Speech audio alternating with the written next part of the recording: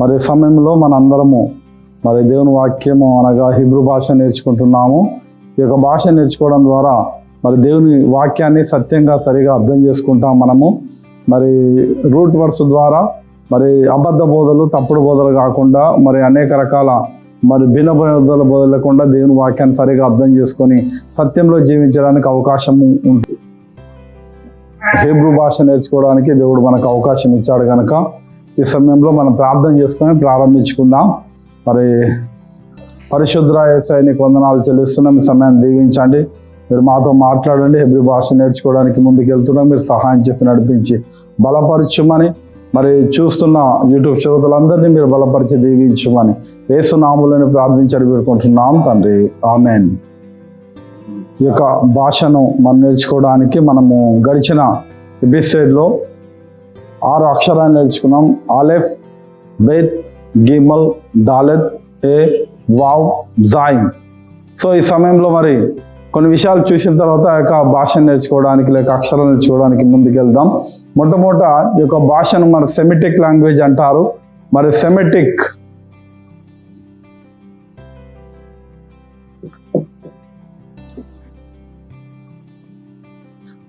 Language అంటారు. అయితే ఇది ఎక్కడి నుండి వచ్చిందంటే మొట్టమొదటి దేవుడు మాట్లాడినప్పటికీ మరి కొందరు పండితులు చెప్పేది ఏంటంటే మొట్టమొదటగా మరి జలప్రలయం తర్వాత నోవా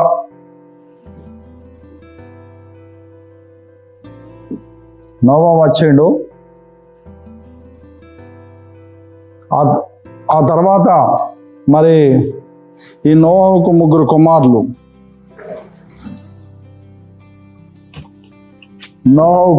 కుమారులు.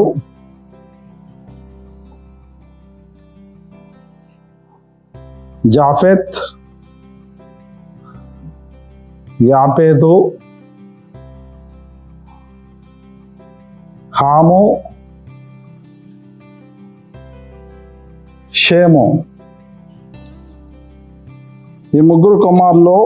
మరి యాపేతు చూసినట్లయితే యాపేతు మరి యూరప్, ఈయన యూరప్ వీళ్ళ సంతానం వంశావళి ఉంది.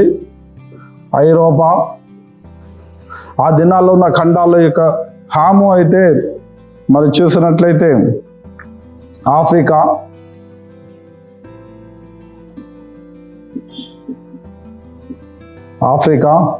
షేము ఏషియా.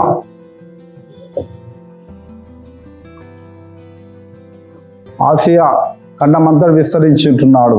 ఈ ప్రపంచంతో ఆ దినాల్లో ఉన్న ప్రపంచం మొత్తం వీళ్ళు విస్తరించారు. అయితే ఈ షేము కుమారుడు మరి లేక మనవడు మరి ఎబేరు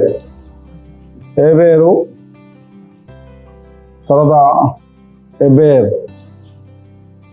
కనుక ఈ ఎబేరు మరి ఆదికాండం 10వ అధ్యాయం 22వ వచనం 24వ వచనంలో మరి ఉంటున్నాడు. మరి అతను పుడుతున్నాడు.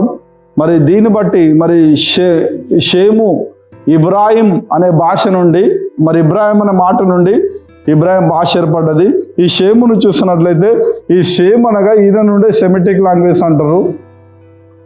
సెమిటిక్ భాషలు అనగా ఈ సెమిటిక్ భాషలు చూసినట్లయితే ఏమేమి ఉన్నాయి? 1 హెబ్రీ, 2 అరామిక్, 3 గ్రీక్. ఈ 3 భాషలు మరి సెమిటిక్ లాంగ్వేజ్ అంటారు. ఇవి వీటి నుండి ఏర్పడ్డాయి ప్రపంచవ్యాప్తంగా ఆ దినాల్లో. మరి ఇవి దీనికి చాలా విలువలు ఉన్నాయి. ప్రతి అక్షరానికి మరి హీబ్రూలో ప్రతి అక్షరానికి ఒక నంబరింగ్ ఉంటుంది, ఒక కోడింగ్ ఉంటుంది. సో దాన్ని బట్టి చాలా విలువైన దాని పదజాలం లేక ప్రతి అక్షరానికి చాలా బరువైన విలువైన పదం ఉంటుంది, అక్షరం దాని విలువ ఉంటుంది. కనుక దీన్ని బట్టి మరి నోవా సంతానం నుండి షేము నుండి మరి భాష వచ్చింది కనుక షేము భాషలు అని చెప్తారు కొందరు పండితులు. కొందరైతేనేమో ఆదాం నుండి దేవుడు మాట్లాడిన భాష అని చెప్పినప్పటికీ దేవుడు వాళ్ళ భాషలు మాట్లాడినప్పటికీ మరి ఈ కాలక్రమం ఇవి చూస్తూ ఉంటున్నాం. అలాగే మనం గమనించినట్లయితే ఇంకొక విషయాన్ని చూసినట్లయితే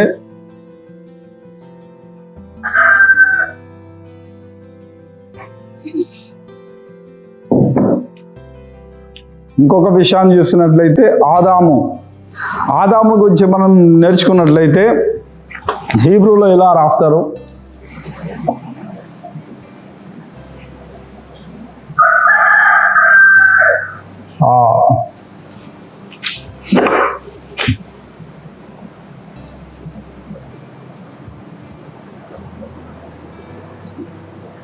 దామ్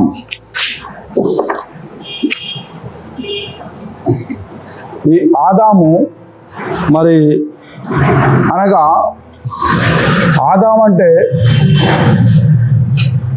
దేవుడు, ఆలెఫ్, దామ్ అంటే ఎరుపు అనగా ఎర్రని మనిషి అని అర్థము, లేక ఎర్రని వాడని అర్థము.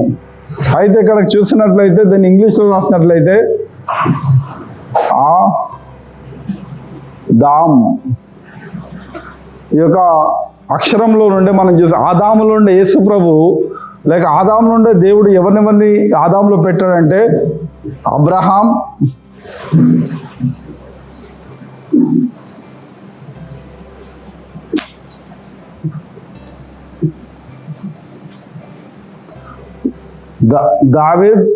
డేవిడ్, మెస్సయ్య.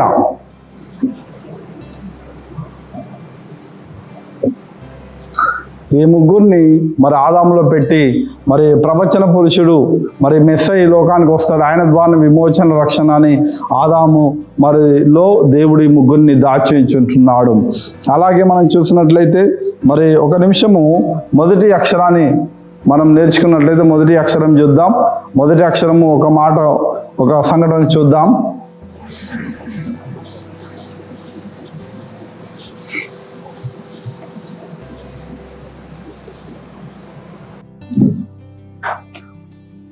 బైబిల్లో చూసినట్లయితే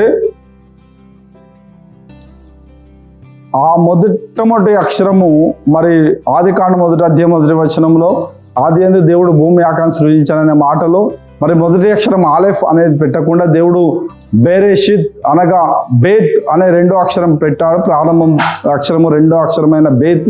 అయితే ఆలెఫ్ మనకేం తెలియజేస్తుంది మనం గమనించినట్లయితే ఈ యొక్క ఆలెఫ్ అనగా ఆలెఫ్ ఇలా రాస్తారు.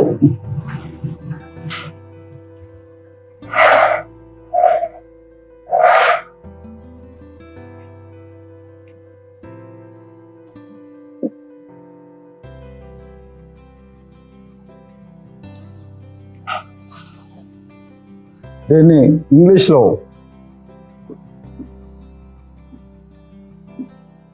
ఆలెఫ్,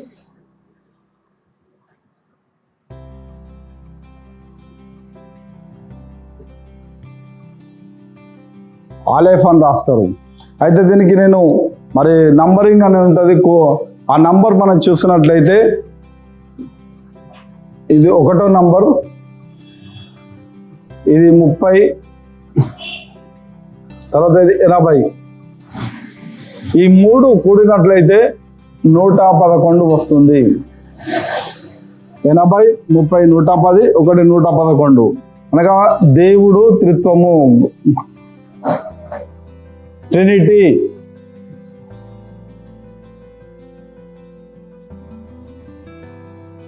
రెండవదిగా చూసినట్లయితే సమానాధికారం,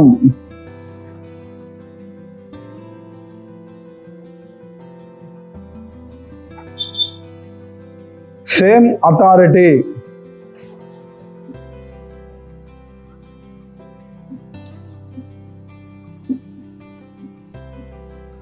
ఇవి మనకు కనబడుతుంటున్నాయి. ఈ యొక్క హీబ్రూ భాష తిరిగి రాయొచ్చు, కింద పైకి రాయొచ్చు, పైకి కింద, పక్కన వెనుక ముందు, జిగ్జాగ్ లాగా ఎలాగైనా దీన్ని మనం చదువుకోవచ్చు, కొన్నిసార్లు అర్థం చేసుకోవచ్చు. అక్షరాలు ఎంబడి విడిచిపెట్టి అక్షరాలు కూడా చేయొచ్చు. అయితే ఆలెఫ్ను మనం తిరిగి రాసినట్లయితే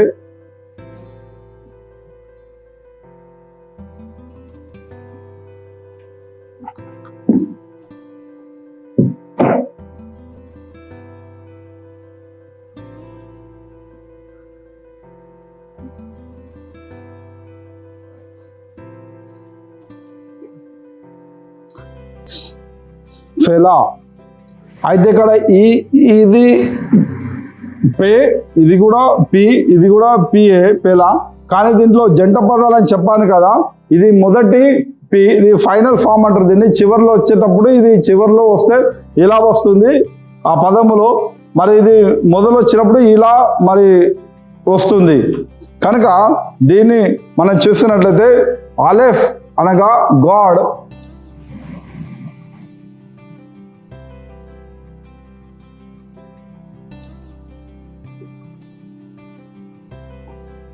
ఫిలా అనగా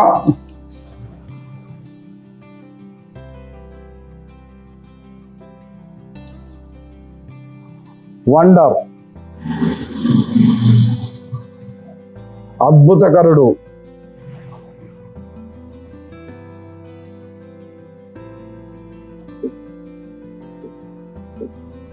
అద్భుతకరుడు. అయితే ఈ అక్షరాలలో ఎప్పుడు కానీ హల్లులలో అచ్చులు అనగా కన్సనెంట్లో ఓవల్ రాసినప్పుడు వీటికి అంటకూడదు. పైన కానీ కింద కానీ మధ్యలో కానీ రాయాలి తప్ప వీటికి అంటకూడదు. వాటిని ముందు ముందు మనము చూసుకుందాం. ఆలెఫ్ అనగా ఫిలా, ఫిలా అనగా అద్భుతకరుడు అనగా దీన్ని మనం అర్థం చేసుకున్నట్లయితే God is wonder, God is wonder God, అద్భుతమైన దేవుడు.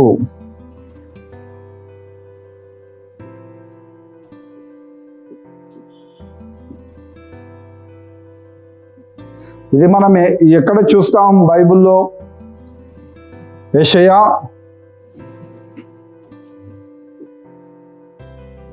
5:9-6 చూస్తాం. కనుక గమనించినట్లయితే మరి ఈ యొక్క విషయాన్ని గుర్తుపెట్టుకోవాలి. అలాగే ఈ యొక్క మరి భాషలో చూసినట్లయితే 4 రకాల స్టెప్పులు ఉంటాయి. ప్రతి అక్షరానికి 4 రకాల స్టెప్పులు ఉంటాయి.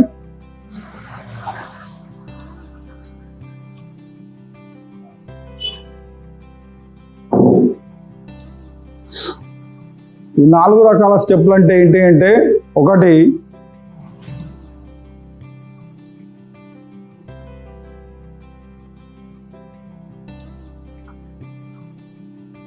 వర్డ్ పిక్చర్,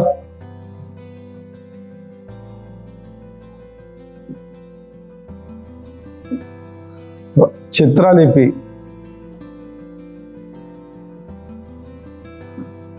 బొమ్మ అక్షరం,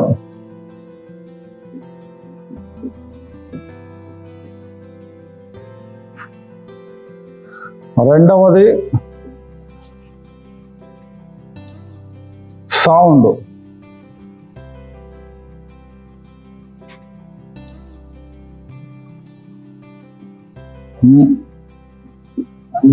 శబ్దం,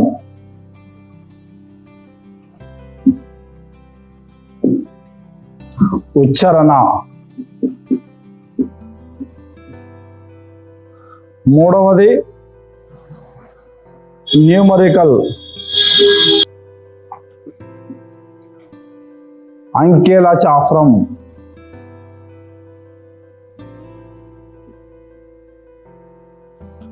నాలుగవది మీనింగ్స్,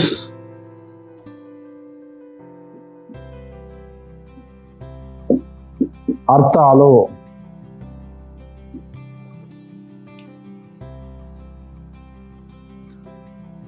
ఒకటి వర్డ్ పిక్చర్ అనగా బొమ్మల అక్షరం, బొమ్మల్లో రాస్తారు ప్రారంభ దినాల్లో బొమ్మల అక్షరం. రెండవది ఉచ్చారణ సౌండ్. మూడవది న్యూమరికల్ అనగా అంకెల శాస్త్రం, గిమెట్రీ అని కూడా అంటారు. నాలుగవది మీనింగ్స్, అర్థాలు. ఒక్కొక్క అక్షరానికి 21 అర్థం ఉన్నది. 7 అర్థాలు, 14 అర్థాలు ఉంటాయి. వాటి అర్థాలు బట్టి మరి ఆ బైబిల్ చాలా అక్షరాల్లో వాటిని అర్థం చేసుకోవచ్చు. అంత మాత్రం కాదు, ప్రతి అక్షరంలో యేసుక్రీస్తున్నాడు. 22 అక్షరాలు ఉన్నాయి బైబిల్లో. ఈ హిబ్రూ భాషలో బైబిల్ అంతట్లో 22 అక్షరాలు రాయబడ్డ అక్షరాలలో యేసుక్రీస్తు ఉన్నాడు ప్రతి అక్షరంలో. మన తెలుగు బైబిల్లో కాదు, హీబ్రూ బైబిల్లో మాత్రమే యేసుక్రీస్తుని మనం చూడగలం ప్రతి అక్షరంలో. అలాగే దేవుని చూడగలం, మానవ జీవితాన్ని చూడగలము. కనుక వీటిని మీరు జ్ఞాపకం చేసుకోవాలి. ఈ సమయంలో మనము నిన్న నేర్చుకున్న గత ఎపిసోడ్లో నేర్చుకున్న విషయాలను మనం ఇప్పుడు నేర్చుకుందాం.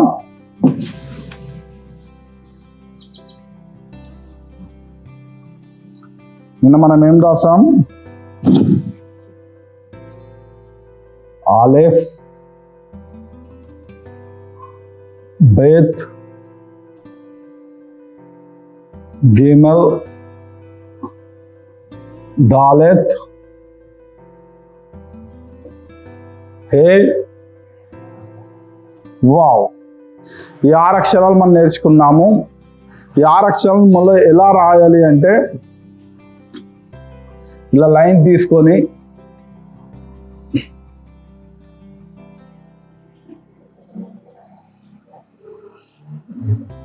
ఇక్కడి నుంచి ఇలా రాయాలి.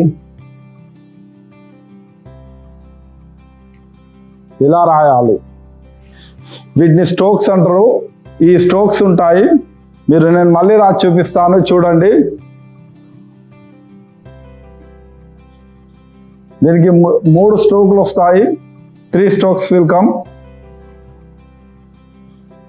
1 2 3. ఈ 3 స్టెప్పులు మనం చూస్తూ ఉంటున్నాం. కనుక ప్రతి దానికి ఇలానే మనం రాయాలి. సో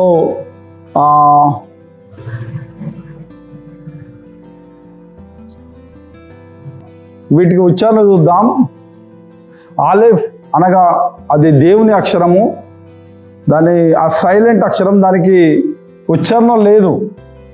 ఉచ్చారణ లేదంటే దీన్ని ఏం చేస్తారంటే ఇలా పెడతారు అంతే, జస్ట్ కామా అని పెడతారు అంతే.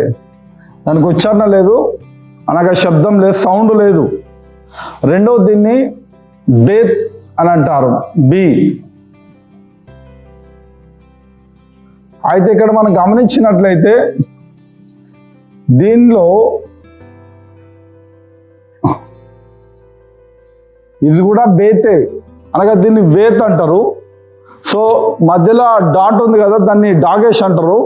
అయితే ఆ డాగేష్ ఉంటే బేతు, డాగేష్ లేకుంటే బేతు, వాగబలుగుతుంది. దీన్ని బి లేక వీగా చూడొచ్చు. ఇది విగా మారుతుంది. ఈ డాట్ లేకుంటే వి, డాట్ ఉంటే బి. ఇక్కడ బి, ఇక్కడ వి. తర్వాత జి, గిమెల్. గిమెల్ అనగా జి. దీన్ని గాగా,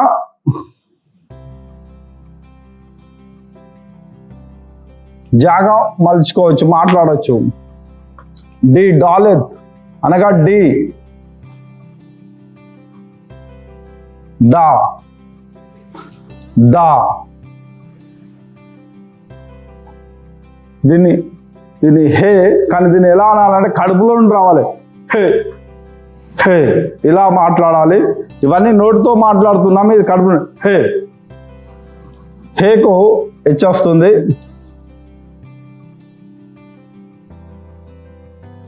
హా. తర్వాత వావ్, వి వస్తుంది, డబ్ల్యూ వస్తుంది, అనగా వా వస్తుంది.